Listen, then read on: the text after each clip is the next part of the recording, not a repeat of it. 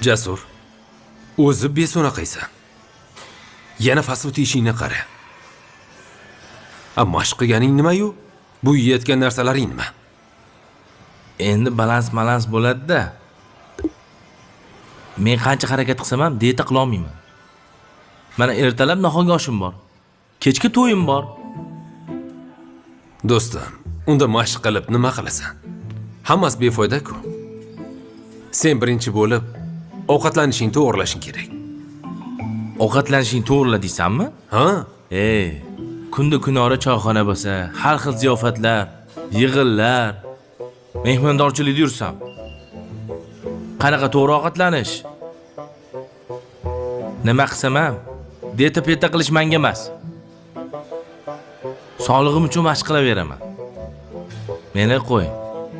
O'zingda nima gap? Men-ku semiz bo'lsam ham uylanganman. Endi menga farqi yo'q. Sen qiz topdingmi o'zing? Bu qizlarni hech tushunmadim-da. Bundan keyin ham tushunmasam kerak. Sog'lom turmush tarziga rioya qilsam, ko'rinishim joyida bo'lsa, pulim bor bo'lsa, yana nima kerak bularga hayronman. Sen realistsan. Qizlarga romantik yigitlar yoqadi, do'stim.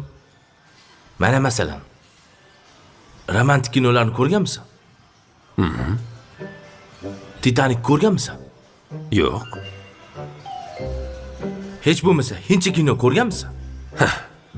Qanaqa hindcha kino? Meni bunaqa kinolar ko'rishga vaqtim yo'q. Uylanmoqchi bo'lsang, ko'rishing kerak. Realistlar hech kimga yoqmaydi, do'stim.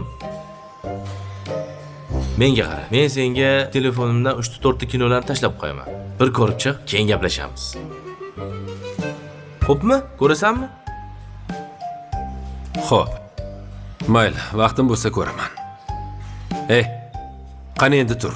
Ishlaylik. Mana bu yegan narsalaringni parchalashimiz kerak. Qani tur, mashq qilamiz. Tur. Turoqqa. Bo'laqa. Pressga ishlaymiz.